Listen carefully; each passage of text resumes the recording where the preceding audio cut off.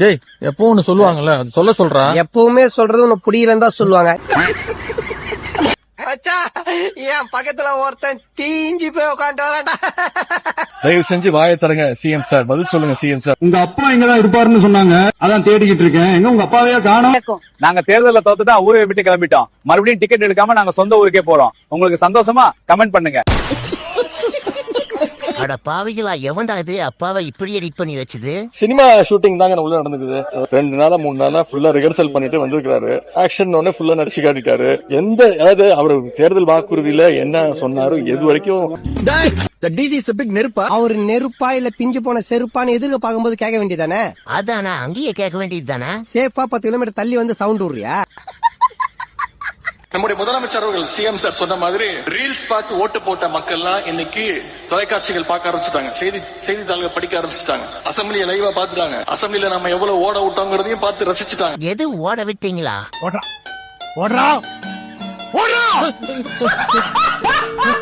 என்ன இவங்க ஓடிட்டு ஓட விட்டான்னு சொல்லிட்டு இருக்காரு. எது வரைக்கும் அந்த 4500 ரூபாய் வேலை வாய்ப்பு இல்லாதவங்களுக்கு 4500 ரூபாய் கொடுப்பேனாரு. அதை பத்தி எதுவுமே கிடையாது. மகளிர் உரிமை தொகை 2500 ரூபாய் தரனாரு. அதை பத்தி இல்ல. Gas cylinder 6 சிலிண்டர்னாரு. அதை பத்தி வாயை திறக்கல. இது மாதிரி எந்த தேர்தல் வாக்குறுதி பத்தி அவர் பேசவே இல்லை. அதுக்கெல்லாம் காசு வேண்டாமா? நல்லா செலவு பண்ணுங்க. காசு இல்லையா, கடன் வாங்கி செலவு பண்ணுங்க. அப்ப அந்த கடன் அடைக்க இன்னொரு கடன் வாங்க, அதை அடைக்க இன்னொன்னு வாங்க. டேய் அப்படியே கடன் வாங்கினே பண்ணிருந்தா காலம் ஃபுல்லா கடன்காரன் தானே இருக்கணும். எப்ப பணக்காரன் ஆக முடியும்? ஏன் சார் பணக்காரன் ஆகணும்னு ஆசைப்படுறீங்க? எல்லாருமே கடன்காரன் ஆகுங்க. அப்பதான் யார் காசு யாரு வாங்கினானே தெரியாம மொத்தமா கழிஞ்சிருமா? எது மொத்தமா கழிஞ்சிருமா?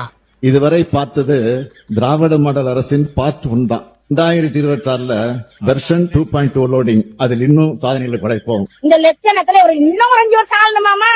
தமிழ்நாடு எழுதுறாங்க, பில்டிங் ஃபுல்லா எழுதுறாங்க. Karunanidhi hall, Karunanidhi cinema theatre, Karunanidhi platform, Karunanidhi கப்புசு, கருணாநிதி ஒண்ணுக்கு போறாரு. எது கக்கூசு ஒண்ணுக்கு போற இடமா? அங்க எல்லாமே பேர் எழுதுறாங்க. என்னடா அது விவேக் அப்பாவா மாத்தி வச்சிருக்கீங்க? ஐயா இங்க அடிச்சாதாண்டா அங்க வலிக்கும், இங்க அடிச்சா இங்கதாண்டா வலிக்கும். சிரிக்கிறான் பாரு. நம்மளோட தோல்விக்கு இந்த மக்கள் எல்லாம் பெரும்பான்மையாக வருத்தப்பட்டு இருக்கிறாங்க. என்னது வருத்தமா? அதுக்கெல்லாம் வாய்ப்பு இல்லையே. அப்படியெல்லாம் யாரும் வருத்தப்படுற மாதிரி தெரியலையே. இன்னைக்கு முதலமைச்சரோட பேச்சை நீங்க எடுத்து பாத்தீங்கன்னா கிட்டத்தட்ட ஒரு 1/2 மணி நேரம் பேசியிருக்காருன்னா அதுல ஒரு 10 ரீல் தேரும். எது 10 ரீல் தேருமா? பிளான் பண்ணி தான் பண்றாங்க. இது ஃபுல்லா ஸ்கிரிப்டடா தான் இருக்கு. நாங்க எதிர்பார்த்ததுதான். ஓரளவுக்கு மேல பொறுத்துக்க முடியல. ரொம்ப அவன் உதயநிதிக்கு என்னன்னா பிடிக்கும். நிவேதா போத்ராஜா, அப்புறம் நயன்தாரா எல்லாம். என்னங்க இது பப்ளிக்காவே இப்படி பேச ஆரம்பிச்சிட்டாங்க? உங்களுடன் ஸ்டாலின், யாருடன் ஸ்டாலின் இந்த திட்டத்தை துவக்கி வச்சிருக்காராம். எப்ப 4 வருஷம் கழிச்சு இப்பதான் மக்களுடைய ஞாபகம் வருது. அதனால யாருடன் ஸ்டாலின்? குடும்பத்துடன் ஸ்டாலின். ஐயாவுக்கு ஒரே என்டர்டைன்மெண்ட் தான். உங்க அப்பா இங்கதான் இருப்பாருன்னு சொன்னாங்க. ரொம்ப ஆர்டிபிஷியலா பேசுறாரு. நடிக்க ஆரம்பிச்சிட்டாரு. இங்கேயும் செய்கையெல்லாம் கொஞ்சம் நடிச்சுக்காரு. ஆக்ஷன்லாம் இன்னும் ஸ்பீக்கர் ஆக்ஷன் கட்டு அதெல்லாம் இனிமே சொல்லுவாருன்னு நினைக்கிறேன். 1 மோர் எல்லாம் போவாங்கன்னு நினைக்கிறேன். ஸ்பீக்கர் அனுமதி வாங்கி ஆக்ஷன் பண்ணலாமான்னு கேக்குறாரு. ஸ்பீக்கர் ஆக்ஷன் அப்படின்றாரு. இனிமே முதலமைச்சர் இங்க ஃபுல் கேரவேன்லாம் வந்துரும் நினைக்கிறேன். கேரவேன், மேக்கப், ஸ்டண்ட் மாஸ்டர் எல்லாம் வந்துருவாங்கன்னு நினைக்கிறேன். சட்டமன்றத்தை கிட்டத்தட்ட ஒரு ஷூட்டிங் ஸ்பாட்டா மாத்திட்டு இருக்கு. அதாவது ஒரு லக்னத்தில் 9 கிராம் உச்சம் பெற்ற ஒருவன் என்னங்க இதை கம்ப்யூட்டர் ஆன் பண்ணாமையே ஒர்க் பண்ணிட்டு இருக்காரு. பேட்டரி இல்லாமலும் பேசலாம், எப்படி வேண்டுமானாலும் பேசலாம். 3 சீட்டர் சோஃபா இன்னைக்கு 5 சீட்டர் சோஃபாவா அப்கிரேட் பண்ணிருக்கீங்க. இந்த சோஃபா செட்டு, டேபிள் சேரு, டீபாய், பர்னிச்சர் பிசினஸ் எல்லாம் வேற எங்க வெளியில போய் பண்ண சொல்லுங்க. அப்படி அந்த பிசினஸ் தான் பண்ணணும்னா நிறைய பிசினஸ் பண்ற மாதிரி வெளியில போய் பண்ண சொல்லுங்க. இங்க சட்டசபைக்குள்ள வேணாம். அதான் இது நான் சட்டமன்றமா இல்ல பர்னிச்சர் கடையா? இங்க இதெல்லாம் பேசிட்டு இருக்காரு. இன்னைக்கெல்லாம் அவருடைய பேனா தலை குனிதோ அன்னைக்கெல்லாம் தலை நிமிர வச்சிருக்காரு தமிழகத்தையே. கலைஞரின் பேனா தலை சாயும் போதெல்லாம் தமிழன் தலை நிமிர்ந்தான் தானே சார்? இப்ப செத்துட்டான் எல்லா தமிழன்னா. ஆனா நம்ம சவுக்கு சங்கர் அடிச்சுக்க ஆளே இல்ல. செம்மொழியை கொண்டு வந்தது கலைஞர்.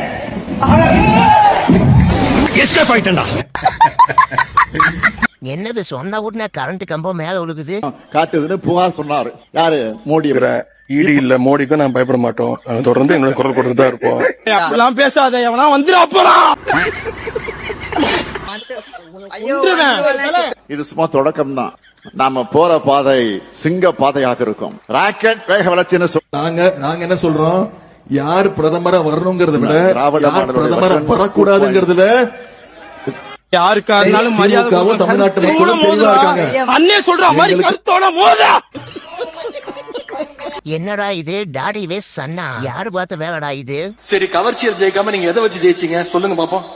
ஆமா, அவர் கவர்ச்சி வச்சுதான் ஜெயிச்சு வந்தார். இவர் சுதந்திர போராட்ட தியாகி. ரூபாய் நோட்ல எல்லாம் காந்தியடிகளுக்கு போட்டோக்கு பதிலா அண்ணா உதயநிதி ஸ்டாலின் போட்டோ தான் வைக்கலாமான்னு சொல்லிட்டு ரிசர்வ் பேங்க்ல எல்லாம் பேசியிருக்காங்க. அது ஆனா இவரும் சினிமாவில தானே வந்திருக்காரு. தமிழ் புதல்வன் புதுமை பெண் திட்டம் தொடர்ந்துகிட்டு இருக்கு. வேற எந்த புது திட்டத்தையும் அறிவிக்கல. சிங்கப்பெண் சொல்லி ஒண்ணு ஆரம்பிச்சாங்க. இப்ப அவங்களும் பாத்தீங்கன்னா முதலமைச்சர் பாணியில அவங்களும் ஷூட்டிங் பண்ணி ரீல்ஸ் எல்லாம் போட ஆரம்பிச்சிட்டாங்க.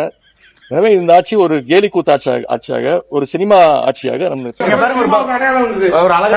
தெரியுமா? தெரியும். உங்க தலைவரோட அப்பாவுக்கே கதை திரைக்கணும் வசனம் எழுதி கொடுத்தது எங்க தலைவர். அப்ப அவரு சினிமாக்காரர் தான்.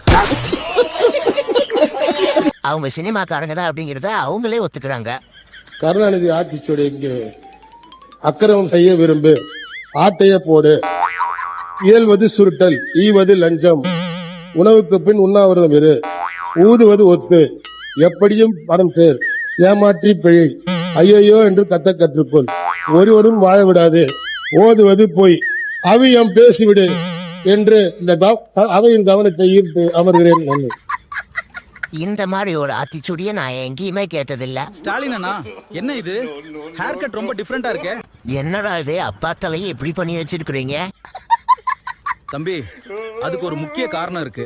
அது என்ன முக்கிய காரணம் அண்ணா? யாராவது அப்பாவுக்கு வில்லு படத்துல வர வடிவேல் கெட்ட போட்டு விட்டது. நமக்கு மக்கள் எங்க போனாலும் வணக்கம் வைப்பாங்க தம்பி. கைய தூக்கி தூக்கி கும்பிடுறது கஷ்டம். ரைட்ல ஒரு ஆட்டு, லெப்ட்ல ஒரு ஆட்டு, வணக்கம் ஆச்சு.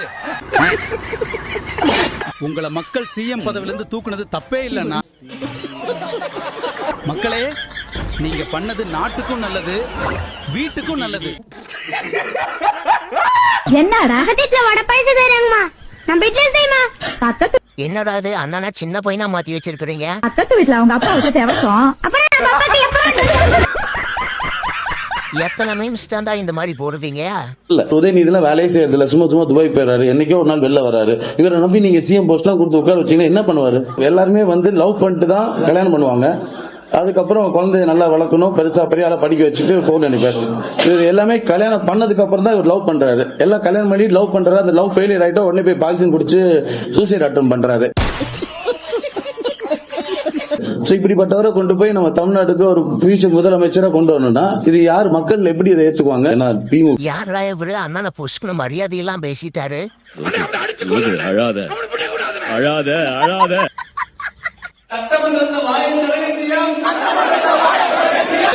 இந்த ஊர் நல்லா இருக்கிறத 4 பொடிப்பையில கெடுத்து போடுறாங்க. மரியாதையா சொல்றேன், எவனா இருந்தாலும் மரியாதை அவை வீட்டை பாருங்கடா. ஊருக்குள்ள வந்துகிட்டேன்டா. இவங்க வேற அப்பப்ப காமெடி பண்ணிட்டு இருக்காங்க. மகாலட்சுமி கோவர்த்தனன் கண்ணமங்கலம் பெருராட்சி தலைவரான இவர் சின்னமா சின்ன உதயசூரி தானே. என்ன சின்ன என்னன்னு கேக்குறாரு, அவரே மறந்துட்டாரா? சின்னமா நீதான் வேட்பாளர் நிறுத்தின, உன்னோட சின்னம் தான் உதயசூரியன் சின்னம். அந்த பொண்ணுக்கு என்ன புது சின்னத்தை கொடுக்க போறியா, இல்ல விசில் சின்னத்தை தான் கொடுத்துற? ஐயோ, இவ்வளவு தத்திகளா இருப்பீங்களா தெரியாது. நம்பர் 1 ஸ்டாலின் கடா, நம்பர் 2 உதய கடா. உங்ககிட்ட நாங்க மாட்டிக்கிட்டோம்டா. I don't care. என்னடா பண்ணி வச்சிருக்கீங்க?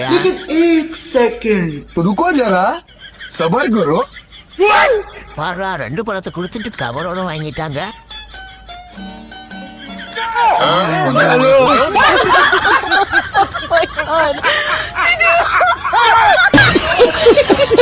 முன்னாள் விளையாட்டுத்துறை அமைச்சராக இருந்த உதயநிதி அவர்கள், நீங்க விளையாட்டுத்துறையில அமைச்சராக இருந்ததுல நீங்க கத்துக்கிட்ட ஒரே விஷயம், நல்லா ஓட கத்துக்கிட்டீங்க. என்னடா அது தனுஷோட ஆடுகளம் படத்துக்கு பதிலா ஓடுகளம்னு போஸ்டர் அடிச்சு வச்சிருக்கீங்க. உதயநிதி ஸ்டாலின் எல்லாம் பொருட்டா எடுத்துக்காதீங்க. அவருடைய தகுதி என்ன, படிப்பு என்ன? அவர் இன்னைக்கு நீட்டை பத்தி எல்லாம் பேசுறாரு. நீட்ல இருக்கிற ஒரு ஃபார்முலாவை சால்வ் பண்ண தெரியுமா அவருக்கு? A+B² ஃபார்முலா தெரியுமானே அவருக்கு? இல்ல ட்ரிக்னாமெட்ரி என்னன்னு தெரியுமா? இல்ல ஜாமெட்ரினா என்னன்னு தெரியுமா? கேட்டா அண்ணா யூனிவர்சிட்டி செனட் மெம்பர். ஐயோ கெட்டகா. என்ன பொஸ்க்கு அண்ணா மரியாதை இல்லாம சொல்லிட்டாரு. லாலா கடசாந்தி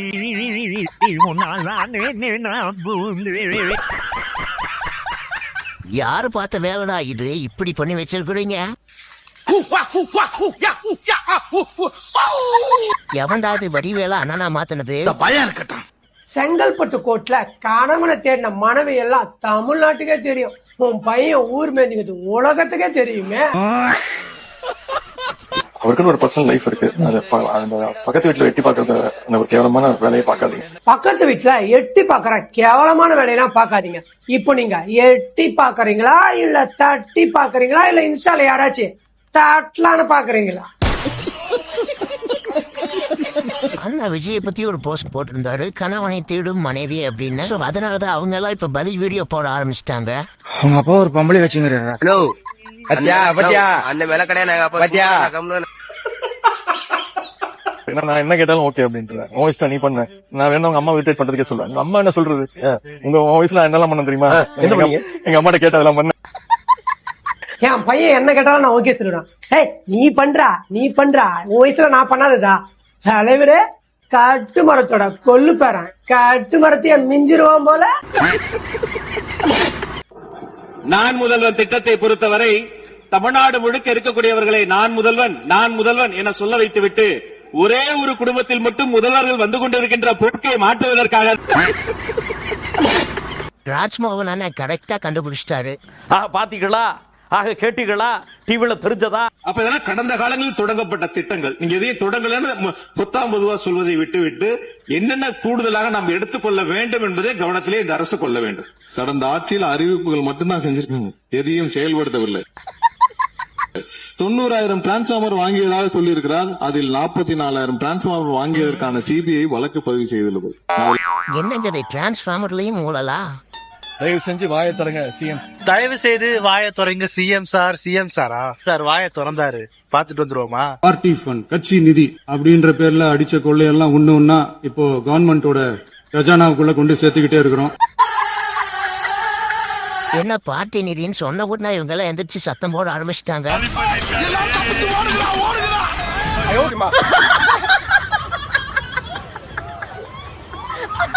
வாயை தொடங்க சிஎம் அப்படின்னாங்க. அவர் பேச ஆரம்பிச்ச உடனே இவங்க எல்லாருமே வெளியே ஓடிட்டாங்க. அப்படி ஒரு ஓட்டம். அந்த ஓட்டம் போலீஸ் ட்ரைனிங்ல கூட என்ன வேணும் ஓடலடா. ஷூட்டிங் போனா எப்படி இருப்பாரோ அதே மாதிரி இன்னைக்கு சட்டமன்றத்தை ஒரு ஷூட்டிங் ஸ்பாட்டாக அவர் இன்னைக்கு மாத்தி காட்டியிருக்கிறாரு. இப்ப சட்டமன்றத்தை ஷூட்டிங் ஸ்பாட்டா மாத்திருக்காங்கன்னு சொன்னாரு. ஆனா அதே சட்டமன்றத்துல தான் இவர் நடிச்ச படங்களை பத்தியும் ஒருத்தர் புகழ்ந்து பேசியிருக்காரு. இவங்க எம்எல்ஏ ஆருயிர் உதயநிதி அவர்களே, நீங்கள் நடித்ததோ ஒரு கல் ஒரு கண்ணாடி, ஆனால் நீங்க வீசிய ஒரு செங்கல் கடந்த ஆட்சியை அல்லவா உடைத்து வீழ்த்தியது. சட்டமன்றத்தை ஒரு ஷூட்டிங் ஸ்பாட்டாக அவர் இன்னைக்கு மாத்தி காட்டியிருக்கிறாரு.